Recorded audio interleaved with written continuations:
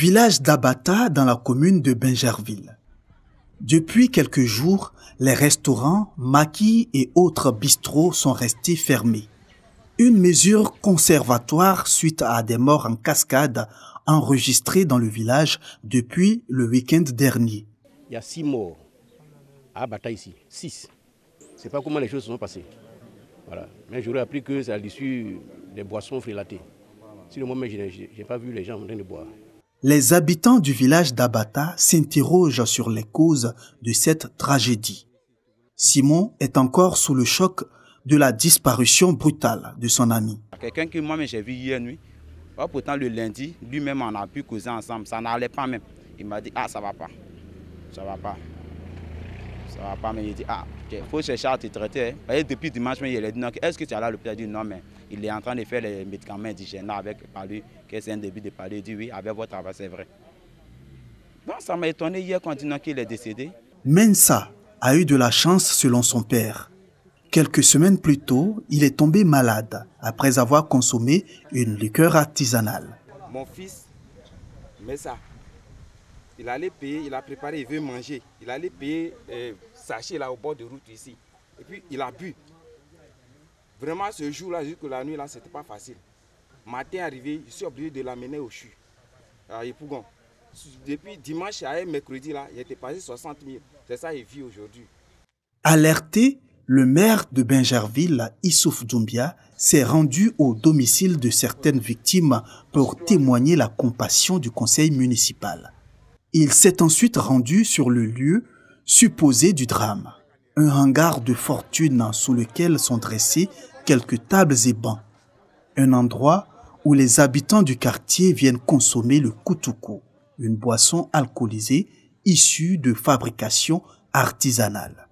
Plusieurs mesures sont arrêtées par le conseil municipal. Nous avons signé plusieurs arrêtés déjà pour voir quelles sont les dispositions à prendre déjà pour vraiment éradiquer ce fléau de boissons frélatées dans toute la Côte d'Ivoire. Mais pratiquement pour Bingerville, nous avons déjà pris les mesures.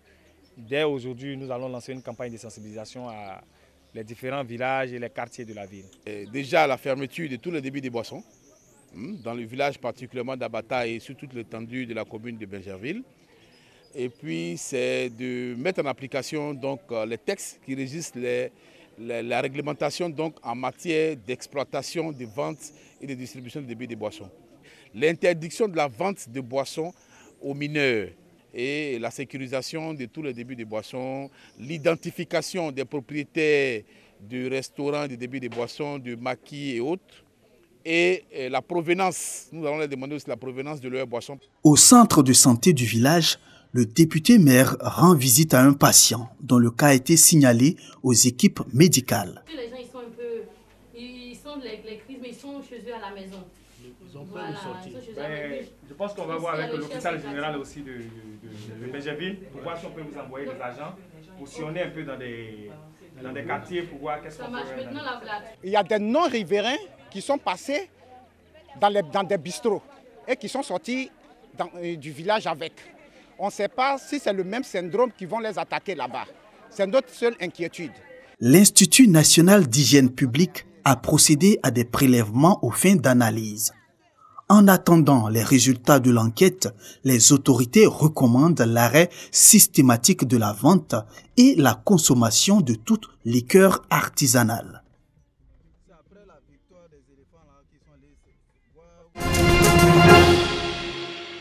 30 fûts remplis de 1000 litres de koutoukou, une boisson frélatée saisie par les contrôleurs du ministère du Commerce dans le village d'Abata, dans la commune de Bingerville.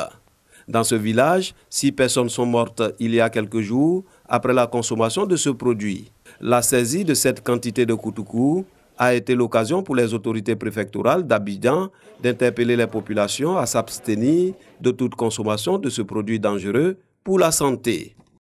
En termes de mesures conservatoires, la première mesure, c'est la fermeture de tous les bistrots, maquis, restaurants, boîtes de nuit, ici dans le village d'Abata et environ pour l'instant.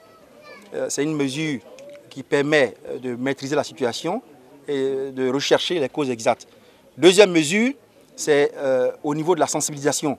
Nous demandons aux populations de ce village qui auraient éventuellement acheté ces boissons-là, de ne pas les consommer. Troisième mesure, c'est que la notabilité du village sensibilise tous les foyers et tout le monde au respect des mesures que je viens d'énoncer. Et autre mesure, c'est la veille sanitaire. Le ministère de la Santé et tous les services de la santé, le district et l'INHP ont donc mobilisé les centres de santé publics et ont apporté des ambulances supplémentaires pour transporter les cas suspects si besoin est. Message relayé en langue Atian par la chefferie du village d'Abata qui invite la jeunesse à la vigilance. Ce mercredi 3 juillet, 4 autres jeunes du village d'Abata ont consommé le koutoukou et ont été transférés dans un hôpital de la commune de Bingerville suite à la dégradation de leur santé.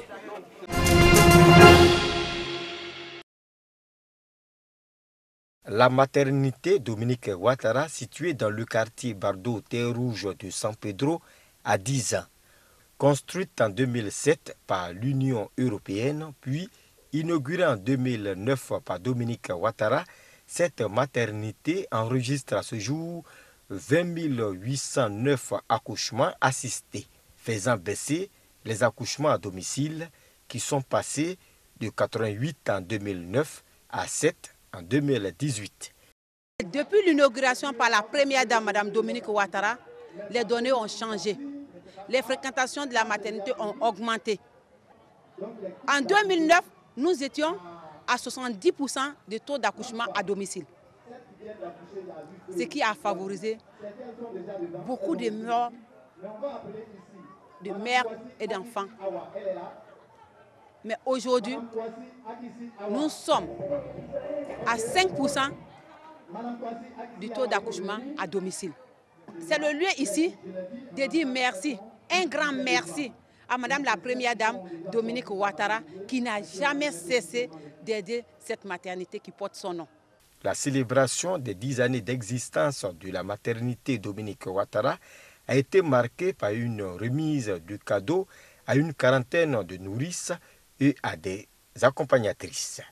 C'est mon premier accouchement et de tous ceux que j'ai côtoyés, on m'a dit allez-y à la maternité de Terre-Rouge. Et quand je suis arrivée, j'ai été vraiment très bien accueillie. Vraiment, je suis très contente. Et je dis merci aussi à la Première Dame.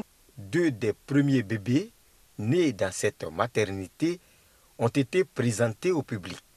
Le directeur départemental de la santé a invité les femmes à continuer de fréquenter les maternités, même après leur accouchement. Une visite de salle a mis fin à cette cérémonie. 5,2 milliards de francs CFA prêtés à la Côte d'Ivoire par la Banque arabe de développement, la BADEA, pour la réhabilitation de plusieurs infrastructures de formation professionnelle. Le centre d'électronique appliquée d'Abidjan, le lycée professionnel de Fekese-Dougou et le centre de formation professionnelle des métiers du bois de Gagnoa. Une récente mission à Gagnoa, conduite par des experts économistes de la BADEA, fait état d'une réalisation de 70% des travaux au niveau du CFP de Gagnoa. Ce centre est doté d'une capacité d'accueil de 549 apprenants. Depuis les réformes qui ont été entamées par le gouvernement en 2016, le gouvernement a décidé de mettre l'accent sur les métiers porteurs. Alors dans le CELIA, sur le centre électronique de l'informatique appliquée, donc vous voyez bien qu'on forme un métier de l'électronique, mais également de l'informatique, de haute technologie, qui permet vraiment à nos jeunes d'être formés aux nouvelles technologies de l'information. L'avancement il est à 70%, mais nous avons un souci par rapport aux échéanciers. Donc surtout en matière de la rentrée scolaire prochaine, il faut que l'établissement soit prêt. On appuie l'État dans ses efforts de développement. Donc c'est suite à une sollicitation du gouvernement à la BADEA qu'on a fait appel, qu'on a répondu à l'appel du gouvernement. Ce projet de réhabilitation de ces infrastructures s'étend également à l'encadrement, notamment l'adaptation des programmes. La phase d'équipement de ces établissements est en cours d'exécution. Selon le chronogramme, ces centres de formation professionnelle en rénovation seront opérationnels avant le début de la rentrée académique 2019-2020.